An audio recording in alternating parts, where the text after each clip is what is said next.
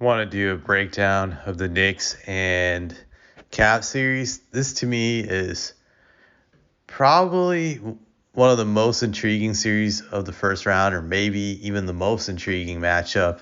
Because when you look at it on paper, it's like in politics when they say state is too close to call when it comes to election results.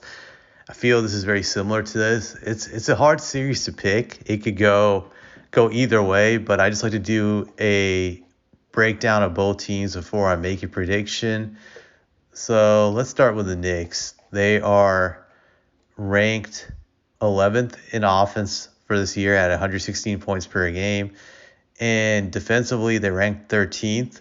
So with these rankings, you could say that they're a decent to slightly above average team, which the record reflects 47-35. So it's about right where they are. I would definitely say that. Their two best players are Julius Randle and Jalen Brunson. When you look at their numbers, Brunson's had a career year, and I would argue that Brunson is the best player on the Knicks. Just he's averaged 24 points a game on 49% shooting and 41 from three for the year, which is very good efficiency, just almost great efficiency if you look at it across the board. So he's been pretty good. The Knicks got a steal now when you think about how much they got him for last summer. Julius Randle had a resurgence this year after what happened last year. He averaged 25.1 points per game and 10 rebounds on 45% shooting from the field. So he had a good year, I would say. Granted, field goal percentage, I always had that rule for perimeter players that you should shoot 45 or above, but I feel big men in the current NBA, you should be shooting near 50% or above, and so he's shooting slightly below, which shows that Julius has a tendency to not always take good shots or have good shot selection.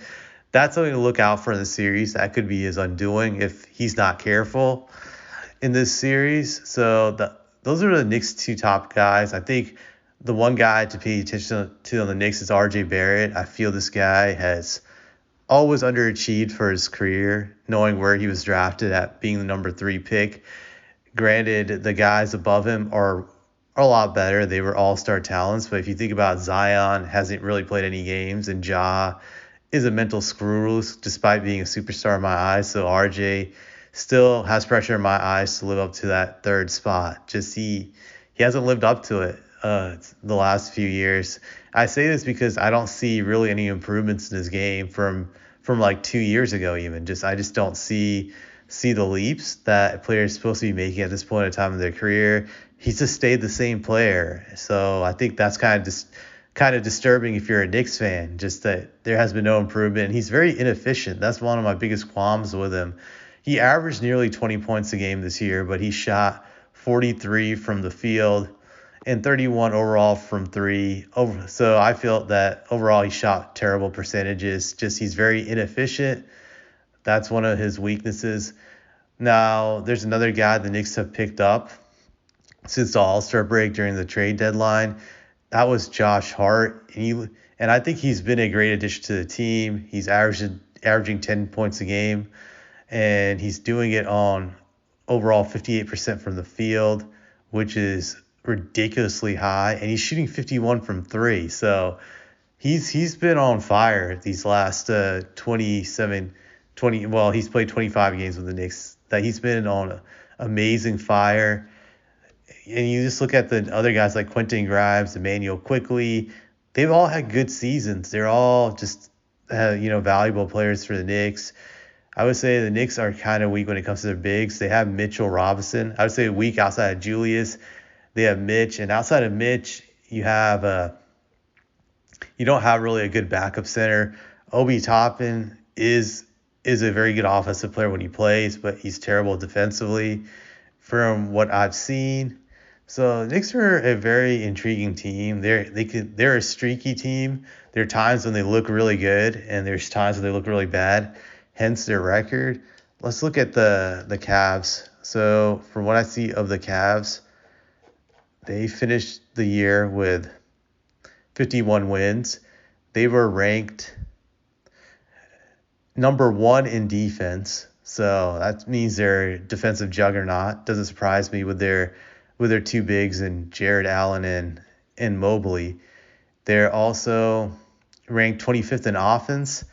But to me, it looks bad, but then you see the average is 112 points per game. And the Knicks, they average 116 points per game. So there's only a difference of really 4 points. I feel like offense in this current era is really inflated. So, but if you're a great defensive team, that always impresses me because it's harder to be a good defensive team in this era versus being an offensive team. I feel like even the worst teams these days average at least 110 per game.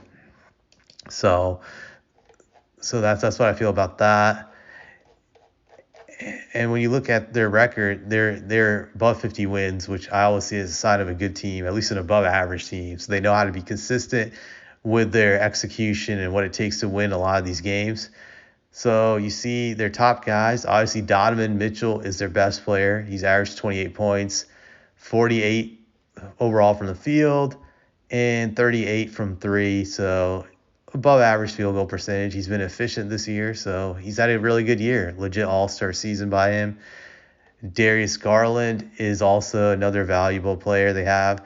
I think, when you consider second best between him and Mobley, to me it's kind of close because even though he's a better offensive player than Mobley's a great defensive player.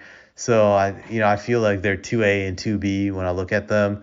So Darius Garland shoots 46 overall from the field and 41 from three, along with 21.6 points per game. So he's had a good year also. He's been above average efficiency.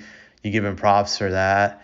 Look at Evan Mobley's numbers, 16.2 points per game and 9 rebounds. He's gotten better offensively. I think in previous years he was only averaging 10 or 12 points per game. So he's really surged. I think this might be his second year. So it's always good to see a young player make improvements from his rookie year. It shows that they're getting better. Okay, so actually last year I was wrong. He averaged 15 points per game. So a slight improvement when it came to scoring this year for him. He had a slight improvement from rebounds this year also when I look at his numbers. Yeah, his biggest improvement, I would say, is just his field goal percentage jump. He jumped from 50% last year to 55%. So that means he's converting a lot more easier buckets like layups or dunks. So he's kind of figuring that out. Evan Mobley has always been an intriguing player to me. At times, when I see him on defense, he looks like prime Duncan.